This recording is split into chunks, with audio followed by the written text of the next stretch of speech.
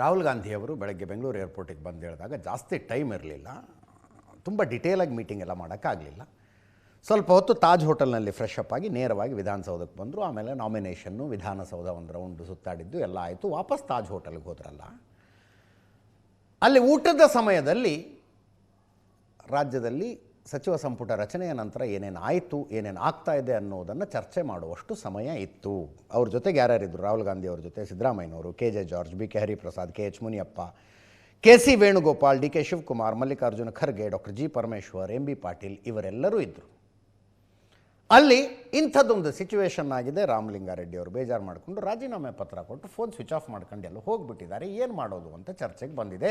ರಾಹುಲ್ ಗಾಂಧಿ ಅವರು ಹೇಳಿದ್ರಂತೆ, ಅವರು ಹಿರಿಯ ನಾಯಕರು, ಕನ್ವಿನ್ಸ್ ಮಾಡಿ, ಖಾತೆ ಹಂಚಿಕೆ ಆಗಿ ಹೋಗಿದೆ, ಇನ್ನು ಬದಲಾವಣೆ ಮಾಡೋದಕ್ಕಾಗೋದಿಲ್ಲ, ಮುಂದೆ ಅವಕಾಶಗಳಿದ್ದಾಗ ಡೆಫಿನೆಟ್ಲಿ ಯೋಚನೆ ಮಾಡೋಣಂತೆ, ಸದ್ಯಕ್ಕೆ ನಿಮಗೆ ಕೊಟ್ಟಿರುವ ನೀರಾವರಿ ಇಲಾಖೆಯನ್ನು ಚೆನ್ನಾಗಿ ನಡೆಸ್ಕೊಂಡು ಹೋಗಿ ಅಂತ ಕನ್ವಿನ್ಸ್ ಮಾಡಿ.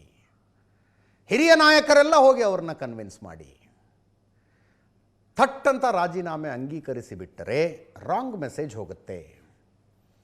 ಕನ್ವಿನ್ಸ್ ಆಗಲೇ ಇಲ್ಲ ರಾಮಲಿಂಗಾರೆಡ್ಡಿ ಅವರು ಅಂದರೆ ಅವಾಗ ಬೇರೆ ಮಾರ್ಗ ಇಲ್ಲ, ರಾಜೀನಾಮೆ ಅಕ್ಸೆಪ್ಟ್ ಮಾಡ್ಕೊಳ್ಳಿ ಅಂದ್ರಂತೆ. ರಾಹುಲ್ ಗಾಂಧಿಯವರು ಈ ಮಾತು ಹೇಳಿದಾಗ ಅಲ್ಲಿದ್ದವ್ರಿಗೆ ಒಂದಷ್ಟು ಶಾಕು ಆಗಿದೆ. ರಾಜೀನಾಮೆ ಅಕ್ಸೆಪ್ಟ್ ಮಾಡ್ಕೊಳ್ಳಿ ಅಂತ ಹೇಳ್ತಾ ಇದ್ದಾರೆ ರಾಹುಲ್ ಗಾಂಧಿಯವರು, ಅಂದರೆ ಕನ್ವಿನ್ಸ್ ಮಾಡೋಕ್ಕೆ ಪ್ರಯತ್ನ ಪಟ್ಟು ಆಗದೆ ಹೋದಾಗ ಅಕ್ಸೆಪ್ಟ್ ಮಾಡ್ಕೊಳ್ಳಿ ಅಂತ ಹೇಳ್ತಾ ಇದ್ದಾರೆ. ಸ್ವಲ್ಪ ಶಾಕ್ ಆಗಿದೆ. ರಾಮಲಿಂಗಾರೆಡ್ಡಿಯವರ ಅಸಮಾಧಾನ ಈ ಕ್ಷಣಕ್ಕೆ ಇನ್ನೂ ಯಾಕೆ ಎಲಿವೇಟೆಡ್ ಆಗಿ ಕಾಣಿಸ್ತಾ ಇದೆ ಅಂದರೆ, ಆಗಸ್ಟ್ 31ರೊಳಗೆ GBA ಎಲೆಕ್ಷನ್ನು. ಬೆಂಗಳೂರಿನ ರಾಜಕಾರಣವನ್ನು ರಾಮಲಿಂಗಾರೆಡ್ಡಿಯವರಷ್ಟು ಚಂದ ಅರ್ಥ ಮಾಡಿಕೊಂಡವರು, ಅವರಷ್ಟು ಚಂದ ಹ್ಯಾಂಡಲ್ ಮಾಡಬಲ್ಲಂಥವ್ರು ಕಾಂಗ್ರೆಸ್ನಲ್ಲಿ ಇಲ್ಲ.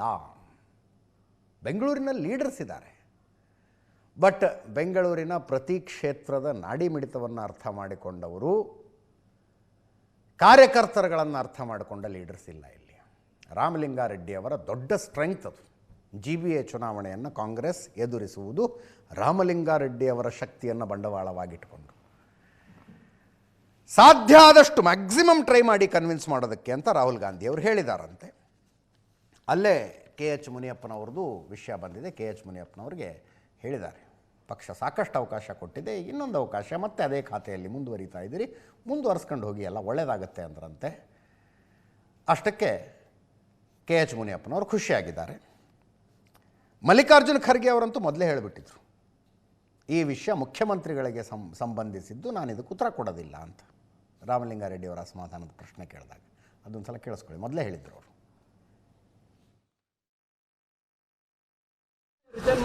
ನಾನು ಹೇಳಕ್ಕಾಗಲಿಲ್ಲ, ಅದು ಚೀಫ್ ಮಿನಿಸ್ಟರ್ ಸಂಬಂಧಪಟ್ಟ ಅವ್ರಿಗೆ ನಾನು ಹೇಳಕ್ಕಾಗಲಿಲ್ಲ, ಅದು ಚೀಫ್ ಮಿನಿಸ್ಟರ್ ಸಂಬಂಧಪಟ್ಟ ಅವ್ರಿಗೆ ಈಗ ರಾಮಲಿಂಗಾರೆಡ್ಡಿ ಅವರು ರಾಜೀನಾಮೆ ಕೊಟ್ಟಿದ್ದಾರೆ ಅಂತ ಹೇಳ್ತಿದ್ರು. ತಾವೇನ ಅವ್ರನ್ನ ಮಾತಾಡ್ತೀವಿ. ಈಗ ರಾಮಲಿಂಗಾರೆಡ್ಡಿ ಅವರು ರಾಜೀನಾಮೆ ಕೊಟ್ಟಿದ್ದಾರೆ ಅಂತ ಹೇಳ್ತಿದ್ರು. ತಾವೇನ ಅವ್ರನ್ನ ಮಾತಾಡ್ತೀವಿ. ಎಲ್ಲ ಮುನಿಯಪ್ಪನವರು ಅಸಮಾಧಾನ ಹೇಳಿದ್ದಾಯ್ತು, ಒಪ್ಪಿಸಿದ್ದಾಯ್ತು, ರಾಹುಲ್ ಗಾಂಧಿ ಅವರು ಅವ್ರಿಗೆ ಹೇಳಿದ್ದಾಯ್ತು, ನಾನು ಮಾತಾಡಿದ್ದಾಯ್ತು. ಮುನಿಯಪ್ಪನವರು ಖುಷಿಯಾಗಿ ಸಂತೋಷದಿಂದ ನೀವೇನು ಕೊಟ್ಟು ನಾವು ಸ್ವೀಕಾರ ಮಾಡ್ತೀವಿ ಅಂತೇಳಿ ಹೇಳಿ ಅವರು ನಾನು ನನ್ನ ಪಕ್ಷಕ್ಕೆ ದುಡಿತೀನಿ ಅಂತ ಹೇಳುವಾಗಾಯ್ತು. ರಾಮಲಿಂಗಾರೆಡ್ಡಿ ಅವರು ಅಲ್ಲಿ ಎಲ್ಲ ಹೋಗಿದ್ದಾರೆ, ಪಕ್ಕದಲ್ಲಿ ತಳಿ ಹೋಗಿದ್ದಾರೆ, ಬರ್ತಾ ಇದ್ದಾರೆ. ನಾನು ಅವ್ರನ್ನ ಭೇಟಿ ಮಾಡ್ತೀನಿ. Is A very senior leader. ಅದೆಲ್ಲ ಹಂಗೆಲ್ಲ ನಾನು ಅವ್ರಿಗೆ ಆದಮೇಲೆ ನಾನು ಮುಂದಕ್ಕೆ ಬಂದಾಗ ನಿನಗೆ ಈ ಖಾತೆ ಕೊಡ್ತೀನಿ ಅಂತ ಹೇಳಿದ್ದು ನಿಜ. ಅದು ಹೈಕಮಾಂಡ್ ಅವರು ಒಂದು ತೀರ್ಮಾನವನ್ನು ಮಾಡಿದ್ದಾರೆ. ಸೊ ಅದಕ್ಕೆ ಕೃಷ್ಣ ಬೈರೇಗೌಡರಿಗೆ ಅದನ್ನು ಬೆಂಗಳೂರು ನಗರವನ್ನು ಕೊಟ್ಟಿದ್ದಾರೆ. ನಾನು ಕೇಳಿದೆ ಅವ್ರಿಗೆ, ನಾನು ಅದಕ್ಕೆ ಪ್ರಯತ್ನ ಮಾಡಿದೆ, ನೋಡೋಣ, ಇರಲಿ, ಅದಾಗಿದೆ. ಈಗ ಅವ್ರ ಹತ್ರ ಮಾತಾಡಿದ್ದು ದೊಡ್ಡ ಖಾತೆ, ಅವ್ರು ಕೇಳೋದ್ರಲ್ಲಿ ತಪ್ಪೇನಿಲ್ಲ, ಅವ್ರು ಕೊಟ್ಟದ್ದು ಮಾತದ್ದು ನಿಜ. ಈಗ ಅವ್ರಿಗೆ ಏನಾದ್ರು ಮಾಡಿ ಸಮಜಾಯಿಷಿ ಹೇಳಬೇಕು, ಮಾತಾಡ್ತೀನಿ. ಡಿ ಕೆ ಶಿವಕುಮಾರ್ ಅವ್ರು ನೋಡಿ, ಅಂದರೆ ಒಪ್ಪಂದ ಆಗಿಲ್ಲ, ಮಾತು ಕೊಟ್ಟಿಲ್ಲ, ಹಾಗೇನು ಹೇಳಲಿಲ್ಲ ಅವರು. ಹೌದು, ಮಾತು ಕೊಟ್ಟಿದ್ದು ನಿಜ, ಬಟ್ ಹೈಕಮಾಂಡ್ ಒಂದು ನಿರ್ಧಾರ ತಗೊಂಡು ಬಿಟ್ಟಿದೆ. ಟೆಕ್ನಿಕಲಿ ನೋಡಿದ್ರೆ ಮಂತ್ರಿಮಂಡಲದಲ್ಲಿ ಯಾರಿರಬೇಕು ಮತ್ತು ಅವರು ಯಾವ್ಯಾವ ಖಾತೆಯನ್ನು ನಿರ್ವಹಿಸಬೇಕು ಅನ್ನುವಂಥದ್ದು pure prerogative of the chief minister, ಕೇಂದ್ರದಲ್ಲಿ ಪ್ರಧಾನಮಂತ್ರಿಗಳದ್ದು, ಅವರ ವಿವೇಚನೆ ಅದು. ಆದರೆ ಕಾನೂನಿನ ಪುಸ್ತಕಗಳಲ್ಲಿ, ಸಂವಿಧಾನದಲ್ಲಿ ಬರೆದುಕೊಂಡಿರುವುದಕ್ಕೂ ವಾಸ್ತವಕ್ಕೂ ಅಜಗಜಾಂತರ ವ್ಯತ್ಯಾಸ ಇದೆ. ಅದು ಕಾಂಗ್ರೆಸ್ನಲ್ಲಷ್ಟೇ ಅಂತಲ್ಲ, ಆ ಪಕ್ಷ ಈ ಪಕ್ಷ ಅಂತಲ್ಲ, ಎಲ್ಲ ಪಕ್ಷಗಳಲ್ಲಿ ಇರುವುದು ಅದೇ. ಉಳಿದಂತೆ ಕೆ ಜೆ ಜಾರ್ಜ್ ಅವರ ಡಿಪಾರ್ಟ್ಮೆಂಟ್ನಲ್ಲಿ ಅವ್ರದ್ದೊಂದು ಸಣ್ಣ ಅಸಮಾಧಾನ ಇತ್ತು, ಅದು ಸರಿ ಹೋಗುವಂಗೆ ಕಾಣಿಸ್ತಾ ಇದೆ. ನೋಡ್ತಾ ಇದ್ದೀರಿ ಇಲ್ಲಿ ಅವರ KPTCL MDಯನ್ನು ತಮ್ಮ ಗಮನಕ್ಕೆ ಬಾರದಂತೆ ಟ್ರಾನ್ಸ್ಫರ್ ಮಾಡಿದ್ರು ಅಂತ ಒಂದು ಅಸಮಾಧಾನ ಆಗಿತ್ತು, ಅದು ಸರಿ ಹೋಗಿದೆ. ನೋಡಿ ಅಲ್ಲಿ ಬ್ರೇಕಿಂಗ್ನಲ್ಲಿ ಬರ್ತಾ ಇದೆ, ಅದು ಸರಿ ಹೋಗಿದೆ. ಉಳಿದಂತೆ ರಾಮಲಿಂಗಾರೆಡ್ಡಿ ಅವರು, KH ಮುನಿಯಪ್ಪ ಮತ್ತು ಜಾರ್ಜ್ ಅವರ ಈ ರೀತಿಯ ಅಸಮಾಧಾನಗಳನ್ನು ಕಾಂಗ್ರೆಸ್ ಪಕ್ಷದಲ್ಲಿ ಹಿರಿಯ ನಾಯಕರು ಕುತೂಹಲದಿಂದ ನೋಡ್ತಾ ಇದ್ದಾರೆ. ಗೃಹ ಸಚಿವ ಪ್ರಿಯಾಂಕ್ ಖರ್ಗೆ ಅವರು ಹೇಳಿದ್ರು, ಹಿರಿತನ ನೋಡಿಕೊಂಡು ಖಾತೆ ಹಂಚಿಕೆ ಮಾಡೋದಿಲ್ಲ ಅಂತ. ಇದು KH ಮುನಿಯಪ್ಪನವರ ಮಾತಿಗೆ ಒಂಥರ ಟಾಂಟ್ ಇದ್ದಂಗಿದು. ನಾನು 50 ವರ್ಷ ನಾನು ನಿಷ್ಠಾವಂತನಾಗಿ ಕಾಂಗ್ರೆಸ್ನಲ್ಲಿದ್ದೆ ಅಂದರೆ ಹಿರಿತನವನ್ನು ನೋಡ್ಕೊಂಡು ಖಾತೆ ಹಂಚಿಕೆ ಮಾಡೋದಿಲ್ಲ ಅಂದ್ರೆ ಅವರು. HK ಪಾಟೀಲ್ರು ಮಾತಾಡಿದ್ದಾರೆ, ಮಾಜಿ ಸಚಿವರು, ಮೊದಲ ಹಂತದಲ್ಲಿ ಸಚಿವರಾಗುವ ಭರವಸೆ ಇತ್ತು ಅವರಿಗೆ, ಫಸ್ಟ್ ಲಿಸ್ಟ್ನಲ್ಲಿ ಹೆಸರಿಲ್ಲ.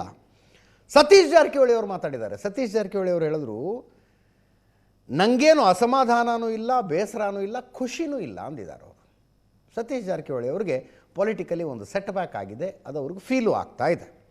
NA ಹ್ಯಾರಿಸ್ ಮಂತ್ರಿ ಆಗಬೇಕು ಅಂತ ತುದಿಗಾಲಿನಲ್ಲಿ ನಿಂತಿರುವ ಬೆಂಗಳೂರಿನ ಮತ್ತೊಬ್ಬ ಶಾಸಕ NA ಹ್ಯಾರಿಸ್ ಹೇಳಿದ್ರು, ಅವ್ರಿಗೆ ಬೇಡ ಅಂದರೆ ಆ ಇಲಾಖೆ ನಮಗೆ ಕೊಟ್ಟುಬಿಡಿ ಅಂತ. ಈಶ್ವರ್ ಖಂಡ್ರೆ ಅವರು ಮಾತಾಡಿದ್ದಾರೆ. ಕೃಷ್ಣ ಬೈರೇಗೌಡರು ಮಾತಾಡಿದ್ದಾರೆ. ಕೃಷ್ಣ ಬೈರೇಗೌಡರು ಬೆಂಗಳೂರು ನಗರಾಭಿವೃದ್ಧಿ ಸಚಿವರು, ಆ ಖಾತೆ ರಾಮಲಿಂಗಾರೆಡ್ಡಿ ಅವ್ರಿಗೆ ಮನಸ್ಸಿತ್ತು. ಕೇಳಿಸ್ಕೊಳ್ಳಿ. ನೋಡಿಯಪ್ಪ, ಯಾರನ ಇರ್ಬೋದು, ಎಲ್ಲರೂ ಕೂಡ ಅನುಭವಸ್ಥರಿದ್ದಾರೆ. ಏನಿದ್ರು ಕೂಡ ನಮ್ಮ ವರಿಷ್ಠರು ಅದನ್ನ ಕೂತ್ಕೊಂಡು ಸಾರ್ಟ್ ಔಟ್ ಮಾಡ್ತಾರೆ, ತೊಂದರೆ ಏನೂ ಇಲ್ಲ. ಎಲ್ಲಾನು ಕೂಡ ಸೀನಿಯಾರಿಟಿ ಮೇಲೆ ಆಗೋದಿಲ್ಲ ಸರ್. ರಾಮಲಿಂಗಾರೆಡ್ಡಿ ಅವರಿಗೆ ಫೋನ್ ಮುಖಾಂತರನೂ ನಾನು ಸಂಪರ್ಕ ಮಾಡಿ ಸ್ನೇಹಿತರವರು, ಆ ಹಿರಿಯ ಸ್ನೇಹಿತರನ್ನು ಸಮಾಧಾನ ಪಡಿಸೋದಕ್ಕೆ ಪ್ರಯತ್ನ ಪಟ್ಟೆ. ಅವ್ರಿಗೆ ಅವ್ರದ್ದೇ ಆಗಿರ್ತಕ್ಕಂಥ ವಿಷಯಗಳನ್ನು, ವಿವರಗಳನ್ನು ಹೇಳ್ತಾ ಇದ್ರು. ನಾನು ಮತ್ತೊಮ್ಮೆ ಅವರಲ್ಲಿ ಮರು ಪ್ರಾರ್ಥನೆ ಮಾಡ್ತೀನಿ, ತಮ್ಮ ನಿರ್ಣಯವನ್ನು ಪುನರ್ಪರಿಶೀಲಿಸಿ ಅಂತ ಕೇಳ್ತೀನಿ. ಅದ್ರ ಜೊತೆಗೇ ಸಂಬಂಧಪಟ್ಟಿರ್ತಕ್ಕಂಥ ನಾಯಕರು ಇಂಥ ಸಂದರ್ಭದಲ್ಲಿ ತಕ್ಷಣ ಗಂಭೀರವಾಗಿರ್ತಕ್ಕಂಥ ಗಮನವನ್ನು, ಲಕ್ಷ್ಯವನ್ನು ಹರಿಬಿಡಬೇಕು. ಒಂದು ರೀತಿ ಮ್ಯಾಸಿವ್ ವೇಕಪ್ ಕಾಲ್ ಇದು. ದಯಮಾಡಿ ಸಂಬಂಧಪಟ್ಟಂಥ ನಾಯಕರುಗಳು ಈ ವಿಚಾರವಾಗಿ ಗಂಭೀರವಾದ ಗಮನ ಹರಿಸಲಿ. ರಾಜೀನಾಮೆ ಕೊಟ್ಟಿದ್ದಾರೆ, ಇನ್ನೂ ಅದು ಕೊಟ್ಟಿದ್ದಾರೆ ಅಷ್ಟೇ. ಸಮಾಧಾನ ಮಾಡುವಂಥದ್ದು, ಪರ್ಯಾಯ ವ್ಯವಸ್ಥೆ ಮಾಡುವಂಥ ಶಕ್ತಿ ಮುಖ್ಯಮಂತ್ರಿಗಳಿಗೆ, ಸಿದ್ದರಾಮಯ್ಯವ್ರಿಗಿದೆ. ಅದನ್ನು ಸರಿಪಡಿಸ್ತಾರೆ. ಯಾವುದೂ ಇಲ್ಲ, ಯಾವುದು ನೊಂದಿಲ್ಲ, ಯಾವುದು ಸಂತೋಷ ಇಲ್ಲ, ಅಥವಾ ದುಃಖನೇ ಇಲ್ಲ. ಇಲ್ಲ ಹಂಗೇನಿಲ್ಲ. ಸೊ ಒಂದು 2-3 ಮಂದಿಗೆ ಅಸಮಾಧಾನ ಇದೆ, ಇಲ್ಲಂತಿಲ್ಲ, ಸರಿಪಡಿಸ್ತಾರೆ ಮುಖ್ಯಮಂತ್ರಿಗಳು. ಅಲ್ಲ, ನಮಗೆ ಕೊಡಲಿ, ನಾವು ಕೆಲಸ ಮಾಡ್ತೀವಿ, ಅದರಲ್ಲಿ ಏನಿದೆ? ಅಲ್ಲ, ಯಾವುದೇ ಕೊಡಲಿ, ನಾನು ಹೇಳೋದು ಯಾವುದು ಕೊಟ್ಟರು ಮಾಡ್ತೀನಿ ನಾನು. ನಮಗೆ ಮಾಡೋವಂಥ ಕೆಪಾಸಿಟಿ ಇದೆ, ನಾವು ಕೆಲಸ ಮಾಡ್ತೀವಿ. ಅದಕ್ಕೆ ಅವ್ರು ಕೊಟ್ಟಿರೋದು ಕೊಡಿ, ಇವ್ರು ಕೊಟ್ಟಿರೋದು ಕೊಡಿ ಅಂತಲ್ಲ, ಯಾರಿಗೂ ಬೇಡದೇ ಇದ್ರೆ ನಮಗೆ ಕೊಡಿ, ನಾವು ಮಾಡ್ತೀವಿ. ವರಿಷ್ಠರು ಅವ್ರ ಜೊತೆಯಲ್ಲಿ ಮಾತನಾಡಿ ಅವರು ನಾಮಪತ್ರ ಹಿಂಪಡಿತಾರೆ ಅನ್ನುವಂಥ ವಿಶ್ವಾಸ ಇದೆ. ಇವೆಲ್ಲ ನಮ್ಮ ಪಕ್ಷದ ಆಂತರಿಕ ವಿಷಯಗಳಿದ್ದಾವೆ. ನಮ್ಮ ಪಕ್ಷದ ವರಿಷ್ಠರು ಇದನ್ನು ಸರಿಪಡಿಸ್ತಾರೆ. ನನಗೆ ಯಾವುದೇ ಖಾತೆ ಕೊಟ್ಟರು ಅದಕ್ಕೆ ನಾನು ಸಮರ್ಥವಾಗಿ ನಿಭಾಯಿಸ್ತೇನೆ, ಮತ್ತು ನನಗೆ ಈ ಖಾತೆ ಆ ಖಾತೆ ಅಂತ ನಾನು ಕೇಳಿಲ್ಲ ಅನ್ನುವಂಥ ಮಾತನ್ನು ತಮ್ಮ ಗಮನಕ್ಕೆ ತರ್ತಾರೆ. ಅವರು ನಮ್ಮ ಲೀಡರ್, ಅವರು ಬಗ್ಗೆ ನಮಗೆಲ್ಲರಿಗೂ ಪಕ್ಷದಲ್ಲಿ ಅಪಾರ ಗೌರವ ಇದೆ. ಪಕ್ಷದಲ್ಲಿ ಒಂದು ಸರ್ಕಾರದಲ್ಲಿ ಎಲ್ಲರೂ ಕೂಡಿ ಕೆಲಸ ಮಾಡಿದ್ರೇ ಏನಾದರೂ ಸ್ವಲ್ಪನಾದರೂ ನಾವು ಸಾಧನೆ ಮಾಡಲಿಕ್ಕೆ ಸಾಧ್ಯ ಆಗೋದು. ಸೊ ಪಕ್ಷದ ವರಿಷ್ಠರು ಬಹುಶಃ ಅವ್ರ ಹತ್ರ ಮಾತಾಡ್ತಾರೆ, ನಾವು ಅವ್ರ ಹತ್ರ ಮನವಿ ಮಾಡ್ತೇವೆ. DK ಶಿವಕುಮಾರ್ ಅವರ ಸುತ್ತಲೂ ಇರೋರಿಗೆ ಏನೋ ಒಂದು ಕಾನ್ಫಿಡೆನ್ಸ್ ಇದೆ, ನಾಳೆ ಬೆಳಗ್ಗೆ ಅಷ್ಟೊತ್ತಿಗೆ ಬಗೆಹರಿಯುತ್ತೆ ಸರ್ ಇದು ಅಂತಾರೆ. ಅದು ಹೆಂಗೆ ಬಗೆಹರಿಸ್ತಾರೆ ಗೊತ್ತಿಲ್ಲ, ಲೆಟ್ಸ್ ಸಿ.